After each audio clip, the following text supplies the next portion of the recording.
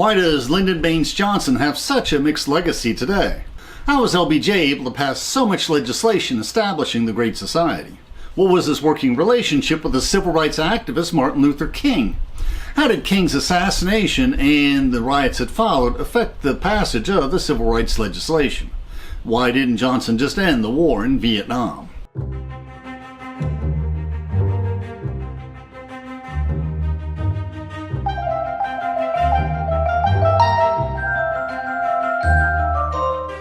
Please, we welcome interesting questions in the comments. Let us learn and reflect together. At the end of our talk, we'll discuss the sources used for this video. Please feel free to follow along in the PowerPoint script we uploaded to SlideShare, which includes illustrations.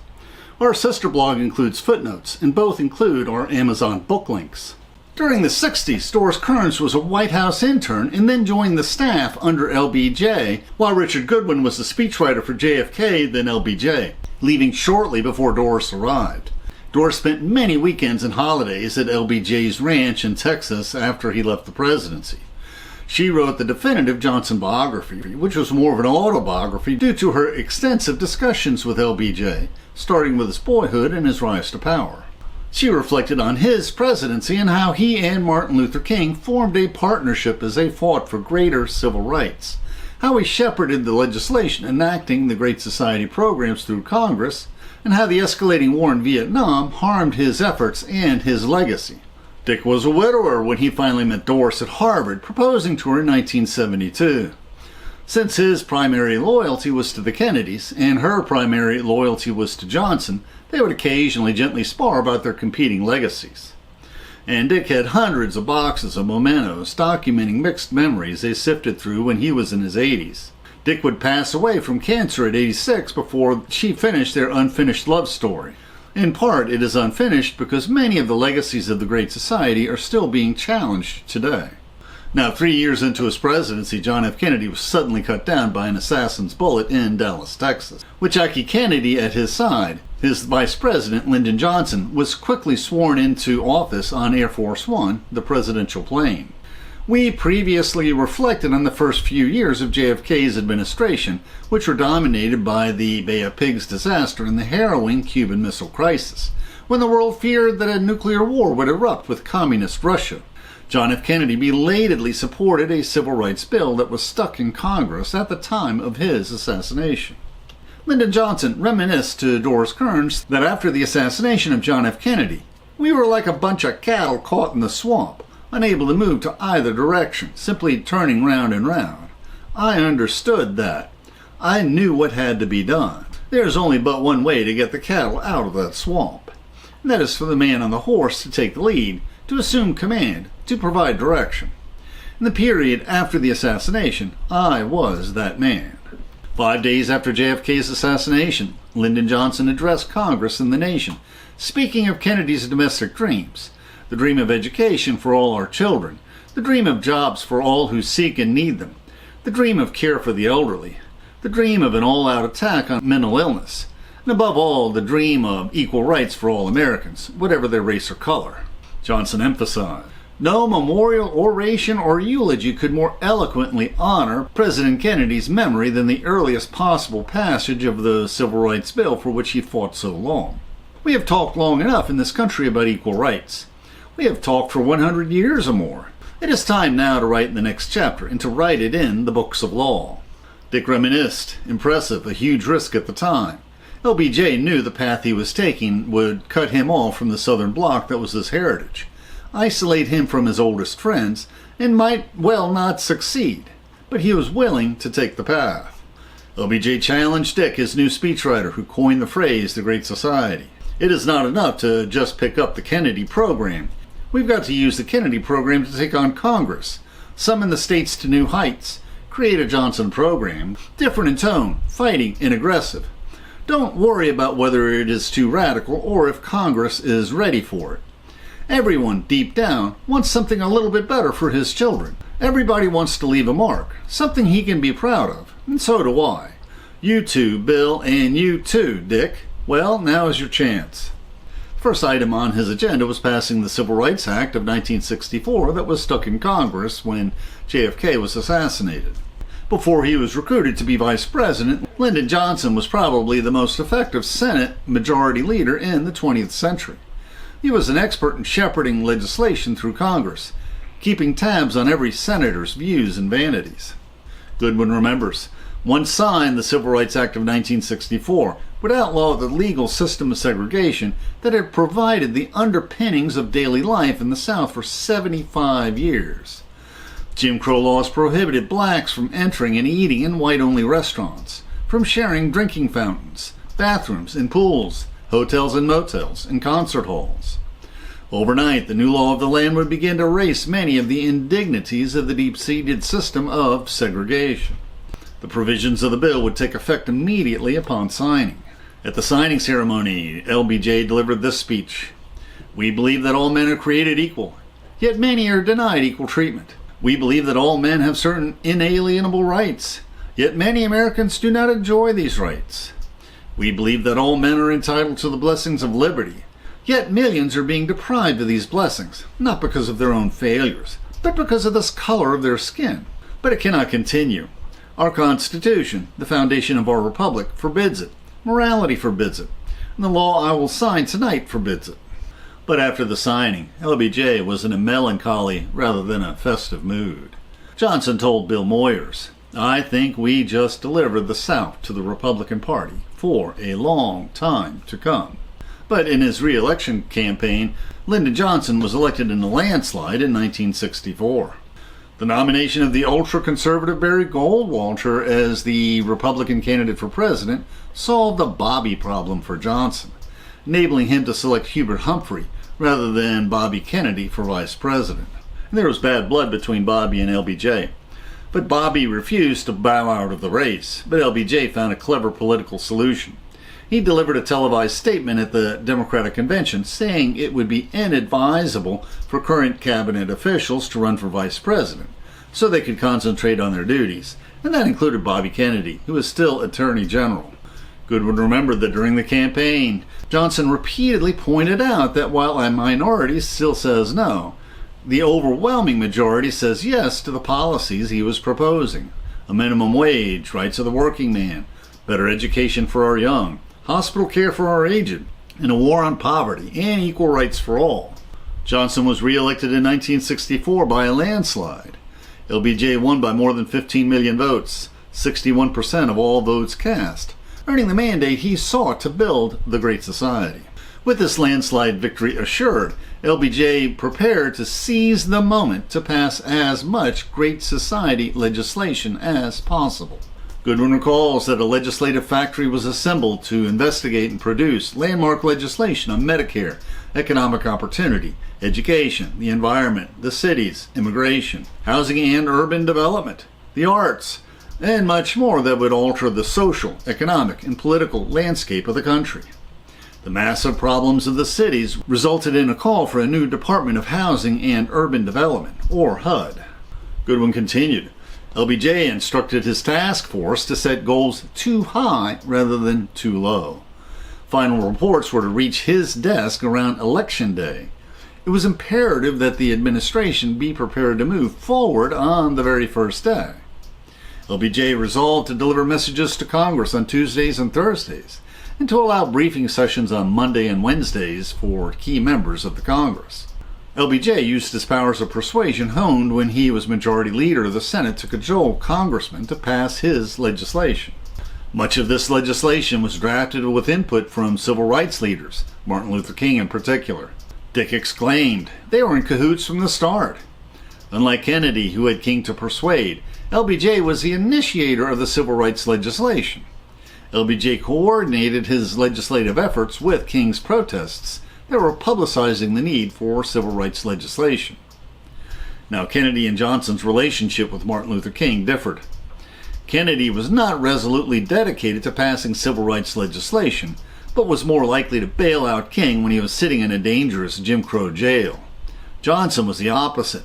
While he doggedly pursued civil rights legislation, he would let King twist in the wind when he knew that the sympathy invoked by his suffering would increase the chances of passing the legislation they both desired. And the March at Selma was a turning point in passing voting rights legislation. Political calculations were made, Goodwin remembers. Though King was in Alabama, organizing what was then his top priority, the coordinated drive to register black voters, he did not want to bring up voting rights. He knew that the president believed that voting rights should be addressed later so they would not lose Southern support for federal aid to education, Medicare, poverty in the cities. But in Selma, Alabama, the news crews were about to broadcast live to the living room television sets of millions of Americans unimaginable scenes of police brutality against Negroes who were peacefully protesting to gain the right to register to vote. Goodwin recalls, Sheriff Clark and a squad of 20 nightstick-wielding state troopers launched a brutal attack against a peaceful voting rights march, sending the protesters, including young Jimmy Lee Jackson, his mother, and his 82-year-old grandfather, fleeing for safety. The troopers chased Jackson and his family into a cafe where they beat him as he tried to protect his mother, then shot him twice in the stomach and dragged him into the street. And he died 8 days later. In response, Martin Luther King and the protesters planned a march from Selma to Montgomery to present to Governor Wallace a demand to end police brutality and voter suppression. Tens of millions of Americans watched as they reached the crest of the bridge at Selma, where a wall of helmeted state troopers, some with gas masks, some on horseback, blocked their way. Goodwin recalls, the order came, troopers advance, and the blue uniform line tore into the marchers' orderly columns. Troopers bludgeoned the marchers with clubs, nightsticks, and whips, felling the unarmed activists to the ground.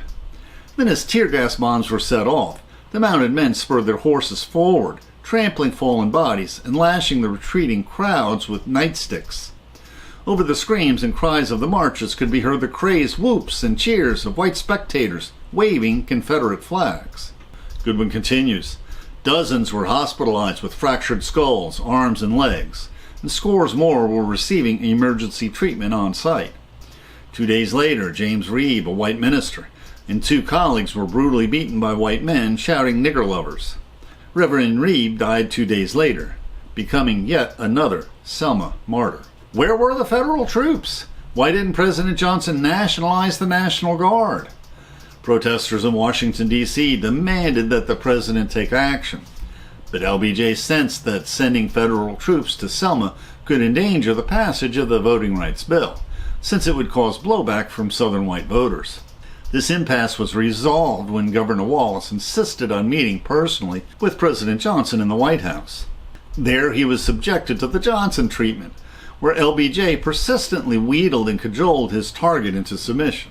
Goodwin repeats their actual dialogue, which begins with LBJ showing Wallace photographs of police beating black protesters on the Selma Bridge. LBJ, that's what I call brutality, don't you agree, George? Wallace, yes, but they were just trying. Now, Governor, you're a student of the Constitution. I've read your speeches, and there aren't many who use the text like you do. And Wallace, thank you, Mr. President. It's a great document, the only protection the states have. LBJ, and somewhere in there it says that Negroes have the right to vote, doesn't it, Governor? Wallace, they can vote if they're registered. White men have to register too. LBJ, that's the problem, George. Somehow your folks down in Alabama don't want to register them Negroes. Why, I had a fellow in here the other day with a PhD, and your man said he couldn't register because he didn't know how to read and write well enough to vote in Alabama. Now, do all your white folks in Alabama have PhDs? Wallace, these decisions are made by county registrars, not by me. LBJ, well then, George, why don't you just tell them county registrars to register those niggers? Wallace, I don't have that power, Mr. President, under Alabama law. Don't be modest with me, George. You had the power to keep the president off the ballot. LBJ was referring to the last election, when Wallace had, indeed, deleted Johnson from Alabama's ballot. LBJ then asked Wallace to think about his legacy. Did he want to be remembered as someone who had built something better, or rather as someone who had just hated? After this meeting, George Wallace agreed to request federal troops to help tamp down the violence at Selma, which meant that federal troops were not going to be seen as invading Alabama. Marchers marched across the bridge at Selma unhindered by state troopers, and a few hundred activists were permitted to march to Montgomery, where they were again joined by a mass of protesters for the final leg of the journey to the state capitol. Wallace later groused to the press, Hell, if I'd stayed in that meeting much longer, he'd have had me coming out for civil rights. With his free television publicity from covering the Selma March, Lyndon Johnson was now ready to risk sending the Voting Rights Act of 1965 to Congress. And on March 15th, LBJ, on television, addressed both Congress and millions of Americans with the speech coined by Dick Goodwin. There is no Negro problem. There is no Southern problem. There is no Northern problem. There is only an American problem. There is no moral issue. It is wrong, deadly wrong, to deny any of your fellow Americans the right to vote in this country. There is no issue of states' rights or national rights. There is only the struggle for human rights. There is no cause for pride in what has happened in Selma, but there is cause for hope and faith in our democracy and what is happening here tonight. For the cries of pain and the hymns and the protests of oppressed people, and like some great trumpet, have summoned into convocation all the majesty of this government of the greatest nation on the earth. The real hero of this struggle is the American Negro. His actions and protests, his courage to risk safety and even risk his life, have awakened the conscience of this nation.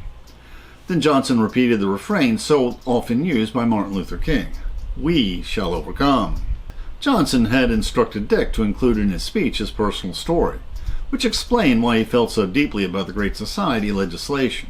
My first job after college was as a teacher in Catala, Texas, in a small Mexican-American school. My students were poor and often came to class without breakfast, hungry. They knew, even in their youth, the pain of prejudice. They never seemed to know why people disliked them, but they knew it was so, because I saw it in their eyes. I often walked home later in the afternoon, wishing that there was more that I could do. Now somehow you never forget what poverty and hatred can do when you see its scars on the hopeful face of a young child. I never thought then, in 1928, that I would be standing here in 1965. It never even occurred to me in my fondest dreams that I might have the chance to help the sons and daughters of those students and to help people like them all over this country. Now Johnson's administration faced a fork in the road in July 1965. Vietnam is getting worse by the day, LBJ confided to Lady Bird. I have the choice to go in with great casualty lists or get out with great disgrace. Despite Operation Rolling Thunder, the massive bombing campaign of North Vietnam, and the presence of 75,000 American troops, the Viet Cong forces had taken the initiative with large attacks on the South Vietnamese army. The civilian government in South Vietnam had collapsed. Its economy was in free fall. The time had come for a major decision about America's commitment to South Vietnam. Secretary of State Robert McNamara recommended sending in an additional 300,000 troops to Vietnam. LBJ told Goodwin, "I could see and almost touch my youthful dream of improving life for more people and in more ways than any other political leader, including FDR. I was determined to keep the war from shattering that dream, which meant that I simply had no choice but to keep my foreign policy in the wings. I knew the Congress as well as I know Lady Bird, and I know the day it exploded into a major debate on the war, that day would be the beginning of the end of the Great Society." There were some domestic triumphs left. Johnson decided to move the signing ceremony for the passage of the Medicare bill, establishing federal health insurance to the elderly, to Independence, Missouri, so the elderly former president, Harry Truman, could witness the signing, since he had begun the battle for national health insurance so many years ago. Goodwin recalls, life expectancy would increase and infant mortality would decrease through Medicare and Medicaid. Segregated hospitals would vanish from the South once the government made clear that the hospitals requesting Medicare funds could no longer exclude blacks. Head Start programs would ensure that low-income children would be fed at school, and immigration reform ended a quota system that favored white immigrants. Segregated hospitals had caused many unnecessary deaths of blacks after Reconstruction. The souls of black folks. W.E.B. Du Bois, co-founder of the NAACP, tells us how his firstborn son died from diphtheria because the White Hospital in Atlanta refused to admit black patients. Pressures generated by Martin Luther King's protests demanding black suffrage in Selma, Alabama, finally enabled Johnson to push the voting rights bill through Congress. Johnson chose to sign the bill in a ceremony in the halls of Congress, a tradition that had ended with Herbert Hoover. LBJ delivered a short lyrical speech. Today is a triumph for freedom as huge as any victory that has ever been won on any battlefield. Yet to seize the meaning of this day, we must recall darker times. 3.5 centuries ago, the first Negroes arrived at Jamestown. They did not arrive in brave ships in search of a home for freedom. They came in darkness, and they came in chains. It was only at Appomattox a century ago that an American victory was also a Negro victory. And the two rivers, one shining with promise and the other dark-stained with oppression, began to move toward one another. Yet for almost a century, the promise of that day was not fulfilled. Today is a towering and certain mark that in this generation, that promise will be kept. But 5 days later, serious riots erupted in the black neighborhood of Watts in Los Angeles. Dozens were dead, 1,000 injured, and hundreds of buildings were looted and burned. Both Lyndon Johnson and Martin Luther King were devastated. But LBJ was also sympathetic. You have no idea the depth of feeling of these people. They have absolutely nothing to live for. 40% of them are unemployed. We have just got to find a way to wipe out these ghettos and find some housing and put them to work. But many whites who witnessed these riots in living color on their black and white televisions were not sympathetic. During the summer of 1965, Dick composed for Johnson his wishful guns and butter speech. This nation is mighty enough. Its society is healthy enough. Its people are strong enough to pursue our goals in the rest of the world while still building a great society at home. Goodwin remembers. Reviews of the speech noted a disquietude, a sense of something that was out of joint, while liberal papers applauded the promise to sustain and even expand the great society. They were disconcerted by Johnson's emphatic pledge to give our fighting men what they must have, every gun, every dollar, and every decision, whatever the cost, and whatever the challenge. American involvement in Vietnam escalated. By January 1967, the troop levels surged to 435,000 troops. Although more bombs were dropped on Vietnam than World War II and the Korean War combined, these bombs did not diminish North Vietnamese resolve or the capacity to fight. Democrats lost seats in the midterm elections, and Johnson could not thwart a Senate filibuster, blocking a third major civil rights bill outlawing discrimination in the rental and sale of housing. Enthusiasm for civil rights was fading. Robert Kennedy called for a bombing halt so peace negotiations could begin. Johnson was devastated when Martin Luther King publicly opposed the Vietnam War in April 1967. And the break with the administration was permanent. LBJ and Martin Luther King would never meet again. Soon after Dick left his position as Johnson's speechwriter to work for Robert Kennedy, Doris joined the White House staff as a Harvard intern. She almost did not get the job because she was co-author of her first published article in the New Republic, to which the editor attached the misleading title, How to Remove LBJ in 1968. And her selection as a White House intern was reconsidered when this article appeared. But after talking to Doris, LBJ thought that she had been framed and offered her the position, telling his staff, "Bring her down here for a year, and if I can't win her over, no one can." By the end of March 1968, LBJ's approval rating had dropped to 36%, the lowest level of his presidency, and only 26% supported his handling of the war. But his generals recommended committing another 200,000 troops, but he knew that the North Vietnamese would simply match the increase. The massive bombing was ineffective. How could America break this stalemate? Johnson told his speechwriter, "I want out of this cage." To break the stalemate, Johnson delivered a televised speech addressed to all Americans. "Tonight I want to speak to you of peace in Vietnam, offering to stop the bombardment of North Vietnam unilaterally. If Hanoi responded, he would withdraw American forces as Hanoi withdrew its forces to the north." Then Johnson stunned America further. With America's sons in the fields far away, with America's future under challenge here at home, I do not believe I should devote an hour or a day of my time to any personal partisan causes, or to any other duties other than the awesome duties of this office, the presidency of your country. Accordingly, I shall not seek, and will not accept, the nomination of my party for another term as your president. Johnson told Doris Kearns that now his office would concentrate on accomplishing as much as they could to further civil rights without the political distractions in the remaining time of his presidency. About that time, against the advice of his advisors, Martin Luther King was planning another march on Washington. Perhaps there could be a reconciliation with Lyndon Johnson now that he was committed to leaving Vietnam. April 4th, 1968 started as a hopeful day. The day before the White House had received news that Hanoi was ready to talk. Discussions with UN Secretary General U Thant on peace in Vietnam were hopeful. But that evening, Johnson was handed a short bulletin. Martin Luther King has been shot. Riots immediately erupted across the country. Calls were made by the White House to mayors and governors in vain to reach out to poor black neighborhoods. Riots erupted in hundreds of cities, even a few blocks away from the White House. America saw on their television sets scenes of lawlessness.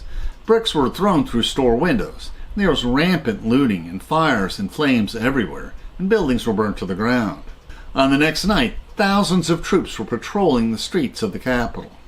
In the wake of this assassination, enough goodwill remained for Lyndon Johnson to succeed in enacting the Fair Housing Bill, the third and last great civil rights bill of his administration, outlawing discrimination in the sale and rental of 80% of America's homes. But there would be no celebrations. Johnson would not deliver a speech to a joint session of Congress. As Goodwin recalls, a canvass of congressional opinion had made clear that the riots had turned compassion for Martin Luther King's death into bitterness and fear. The public was in no mood to hear about massive programs for the inner cities. Due to his unpopularity, Lyndon Johnson stayed out of the presidential race. Then, prior to the Democratic Convention, the nation was again in shock when the frontrunner, Robert Kennedy, was shot. Goodwin remembers, Dick had often said that for him, the 60s came to an end that day. Anti-war riots erupted at the Democratic Convention. The unending riots enabled Nixon to paint the Republican Party as the party of law and order. Johnson disappointedly canceled his plans for a dramatic entrance. There were fears that his attendance would spark more protests and violence. Instead, he watched the Democratic Convention on television from his Texas ranch. Hubert, Humphrey, the Democratic nominee, distanced himself from Johnson to enhance his standing in the polls. Both South and North Vietnam backed out of the peace talks. It was suspected and recently confirmed that this was due to illegal meddling by the Nixon campaign staff. Nixon won a close election, Goodwin recalls. Nixon won the election with 43.4% of the vote, and Hubert Humphrey received 42.7%, and Wallace 13.5%. Although, as you could see, the electoral count was not close, 301 to 191 to 46. With such a narrow margin, the outcome would have been different, Johnson was convinced, if the Paris peace talks had been in progress on Election Day. Now we'll discuss the sources we used for this video. We enjoyed reading the Goodwin's recollections of how the Great Society was birthed in the momentous decade of the 60s. With John F. Kennedy, there was hope for the future, but after his assassination, under Lyndon Johnson, there was action, as he skillfully passed much of the Great Society and civil rights legislation. We did not discuss Dick Goodwin's contributions to the campaigns of Robert Kennedy and Eugene McCarthy, nor did we cover the dramatic events of the Democratic Convention. Doris also recalls how Dick wrote the concession speech for Al Gore when he lost the 2020 presidential election, when the Supreme Court ordered that the Florida ballots should not be recounted. And we have a more in-depth discussion of our sources in our first reflection on their memories of John F. Kennedy's administration. The YouTube description includes a link to our PowerPoint script that we uploaded to SlideShare and also our blog. Please support this channel by sharing this video with your friends and by clicking on the like and subscribe buttons and by clicking on the Amazon links to purchase any of the books we discussed, which will earn us a very small affiliate commission. And please consider becoming a patron of our channel. Plus, we will host special discussion groups for our patrons. Plus, you can click on the Meetup or small M icon to participate in our online discussions, where we practice our future YouTube scripts. And please click on the links for other videos that will broaden your knowledge and improve your soul.